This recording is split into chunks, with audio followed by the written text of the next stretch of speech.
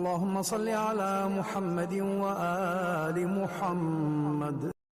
السلام علیکم ورحمۃ اللہ وبرکاتہ۔ ناظرین محترم، ہماری گفتگو مبطلات صوم میں چل رہی ہے، یعنی وہ چیزیں کہ جو روزے کو باطل کر دیتی ہیں۔ کل کی گفتگو میں بہتان کے سلسلے میں گفتگو کی کہ احتیاط واجب کی بنا پر اگر اللہ یا رسول اکرم صلی اللہ علیہ وآلہ وسلم یا ائمہ معصومین علیہم السلام میں سے کسی ایک کی طرف کوئی جھوٹی نسبت یعنی بہتان باندھے تو اس کا روزہ باطل ہو جاتا ہے۔ اسی سلسلے میں اگر کوئی شخص کسی قول کے بارے میں یہ اعتقاد رکھتا ہو کہ یہ قول پیغمبر ہے یا قول خدا ہے یا قول ائمہ معصومین علیہم السلام میں سے کسی ایک کا قول ہے، اور اس کی نسبت یا کسی فعل کی نسبت، قول کی نسبت یا فعل کی نسبت رسول اکرم یا اللہ کی طرف سے یا ائمہ معصومین علیہ السلام کی طرف ایسی نسبت دے، مطلب یقین رکھتا ہے کہ یہ قول پیغمبر ہے یا فعل پیغمبر ہے یا ائمہ معصومین علیہ السلام میں سے کسی ایک کا قول یا فعل ہے، اور ان کی طرف نسبت دے یقین رکھتے ہوئے، تو اور بعد میں اس کو معلوم ہو کہ جو کچھ اس نے کہا تھا وہ صحیح نہیں تھا، لیکن اس کے سچ کا اس کو یقین تھا، لہذا اس نے نسبت دی، تو اس صورت میں اس کا روزہ باطل نہیں ہوگا۔ اس کے برعکس اگر ایک انسان جانتا ہے کہ یہ بات جھوٹی ہے، یہ رسول اکرم صلی اللہ علیہ وآلہ وسلم کا قول نہیں ہے یا ائمہ معصومین علیہ السلام میں سے کسی ایک کا قول نہیں ہے، اور نہ ہی پروردگار عالم کا قول ہے، یہ جانتے ہوئے کہ یہ جھوٹی بات ہے اور کسی کی طرف نسبت دیں، یعنی اللہ کی طرف یا ائمہ معصومین علیہ السلام کی طرف یا رسول اکرم صلی اللہ علیہ وآلہ وسلم کی طرف نسبت دے، حالانکہ وہ جانتا ہے کہ جھوٹ ہے اور اس چیز کی نسبت دے، لیکن بعد میں معلوم یہ ہو کہ یہ جو نسبت دی تھی یہ جھوٹی نہیں تھی بلکہ حقیقت میں یہ قول پیغمبر ہے یا ائمہ معصومین علیہ السلام میں سے کسی ایک کا قول ہے یا مثلا اللہ کا قول ہے، تو اس صورت میں اگر جانتا تھا کہ یہ عمل روزے کو باطل کر دیتا ہے تو احتیاط لازم کی بنا پر ضروری ہے کہ روزے کو تمام کرے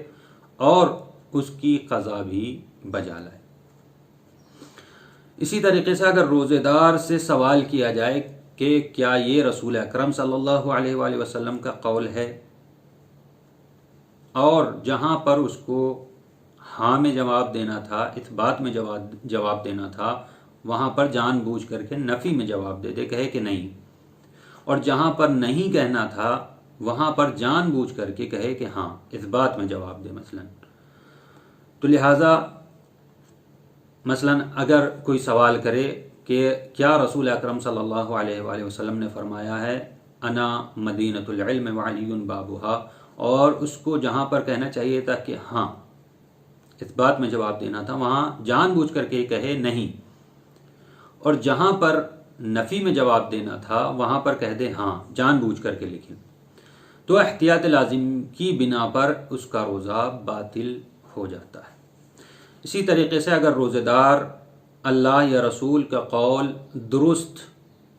اور صحیح نقل کرے اور بعد میں کہے کہ میں نے جو کہا تھا وہ جھوٹ ہے روزے کی حالت میں،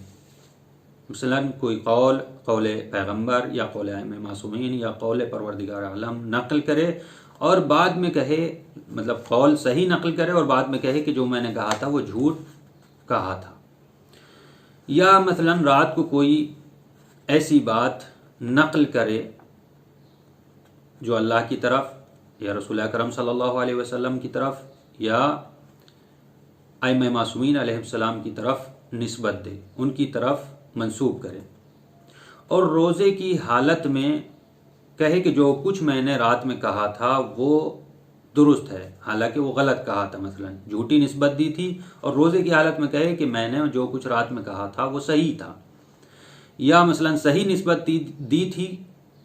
صحیح قول نقل کیا تھا، لیکن روزے کی حالت میں کہے کہ جو میں نے رات میں کہا تھا وہ جھوٹ ہے، جھوٹ کہا تھا، بہتان باندھا تھا، تو اس صورت میں بھی احتیاط کی بنا پر اس کا روزہ باطل ہو جاتا ہے۔ لیکن اگر وہ روایت کے صحیح یا غلط ہونے کے بارے میں بتائے تو اس کا روزہ باطل نہیں ہوتا ہے۔ لہٰذا اس صورت میں یعنی روزے کے ایام میں، روزے کی حالت میں انسان کو احتیاط کرنی چاہیے، کوئی بھی قول یا کوئی بھی روایت نقل کرنے میں بہت زیادہ احتیاط کرنی چاہیے، اس لیے کہ اگر جھوٹی نسبت رسول اکرم یا اللہ کی طرف کوئی قول منسوب کر دے یا ائمہ معصومین علیہ السلام کی طرف تو اس کا روزہ باطل ہو جاتا ہے۔ لہذا بہت زیادہ روزے کے اندر احتیاط کرنے کی ضرورت ہے۔ آخر میں تمام ناظرین سے گزارش ہے کہ وہ ہمارے چینل نور نجف میڈیا کو سبسکرائب کریں اور اس ویڈیو کو زیادہ سے زیادہ شیئر کریں تاکہ مومنین استفادہ کر سکیں۔ والسلام علیکم ورحمۃ اللہ وبرکاتہ۔